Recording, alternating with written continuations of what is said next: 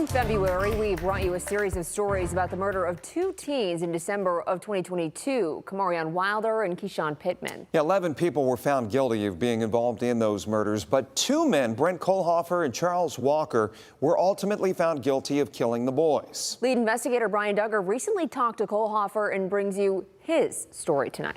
Now, Brent Kohlhofer is appealing his conviction, but for now, he's in prison here at the Lebanon Correctional Institution. If his appeals fail, the 43-year-old Toledoan will spend the rest of his life behind bars.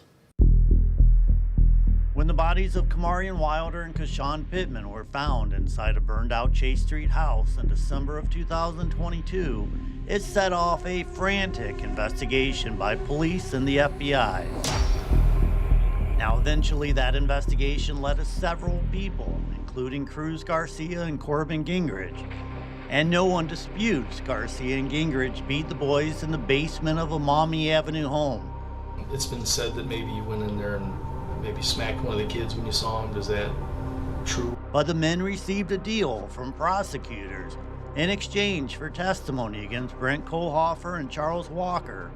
Garcia and Gingrich testified the men, angered by break-in attempts at their homes, took the boys from Maumee Avenue, killed them, and dumped them on Chase Street. Kohlhofer has a much different story. So were Kamarion and Sean walked out to you and Charles? Never enough me, that's for sure. I was at home in Patriot Street. You didn't beat them, you didn't kick them? Never would I. Didn't put them in a trunk?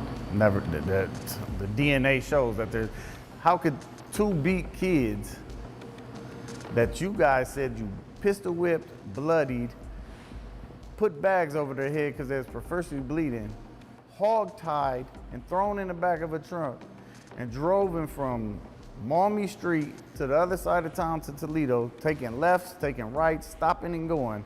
There's no DNA in the trunk. How would that even be possible?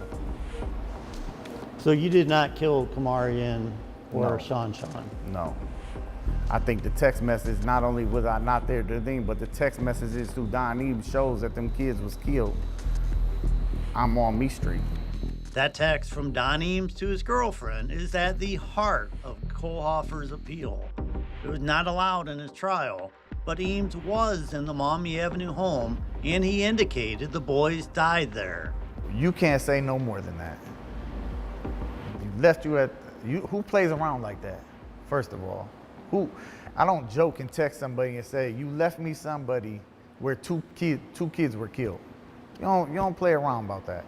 Let alone you text that before the kids were reported missing, before the kids were found dead. If they die in that house, Brent Kohlhofer and Charles Walker are not guilty of this. They're not only not guilty, they're actually innocent.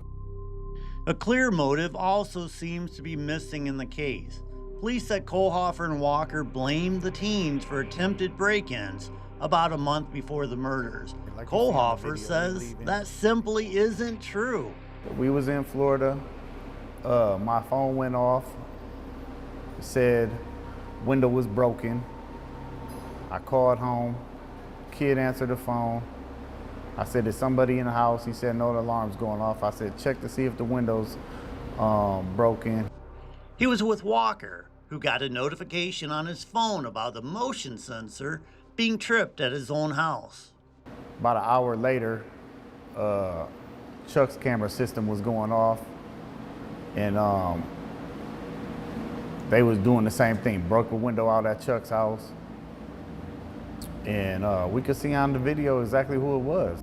He says it was his nephew and two friends, not Kamarion or Keyshawn. The police arrived and found what they say was about $60,000 in weed. Kohlhofer says that's ridiculous. It was more like $2,000. A broken window? We're talking about a $150 broken window. There's no way possible. But the police came and raided. $2,000 in weed? Man, I'm not trying to be funny or brag or nothing like that, but it's not even, that's not even, I go on my boat 4 times a week and put $200 of gas in my boat every time I go on my boat 4 times a week. Now, Garcia testified he called Kohlhofer to tell him he had Kashawn and Kamarian, and he says Kohlhofer told him to hold Kashawn for him, which makes little sense because the teen was always around Kohlhofer. Kashawn been around every day for months at a time, days at a time for 6, 7, 8 months. Maybe even up to a year or two before all this happened. Like on a regular basis, he's always around. He's always at my mother's house. He's always walking up and down the streets, going to the other kids' house in the neighborhood. He's over playing basketball. He works with me in the morning. Phone logs show Kohlhofer and Garcia were in communication on the day of the murders. He was calling me for marijuana. He was calling me throughout the whole entire day for marijuana. And he kept calling. When he called me, I told him basically, hey, I'm watching the football game. It's over with for the night. I'll see if one of my buddies will take care of you. So there is a message between the men where Brent texts, "I'll send bro." Police claim he was saying he would send Walker to pick up the teens, but he says it was only about business, and bro was not Walker. I mean, at the time, it was one of my friends from out of town in Detroit. We call him Detroit. But police say Kohlhofer then jumped in Walker's car, called Garcia from an alley near Maumee Avenue, then kidnapped the teens. But Kohlhofer says none of that is supported by evidence. Surveillance video actually shows him leaving Chase Street, where he sold lots of drugs, at close to 10 p.m. in his truck. We was watching the football game for a little bit, and then basically it was time for me to go home, like I do every night. I leave 9:30, 10 o'clock, 9 o'clock, 10 o'clock. I'm usually never over there late, and I went home and I finished watching the game. Now he insists any phones police were tracking weren't even on him that night. Them phones are basically known drug phones. They stay at the house, I'd say almost 24/7. Like whoever's working the house is working them phones. And phones has been known drug phones for 10 years now. So at any time, you could call that phone and get some marijuana. But he does believe police were right to initially zero in on Garcia. He says he was hearing lots of rumors on the streets about his drug associates' involvement in the case. I mean, they said that Cruz had the kids. Him and his brother had them tied up, torturing them in the basement. They had them somewhere. And I was like over there asking him about the situation. And he was like, no, bro, no, it wasn't nothing like that. Wasn't nothing like that. I'm like, well, the streets is talking. I mean, I think them guys that was drunk and under the influences of marijuana and alcohol and a situation over on Maumee Street where there was 4 or 5 grown adults and 2 extras on the side, got out of hand and did what they did.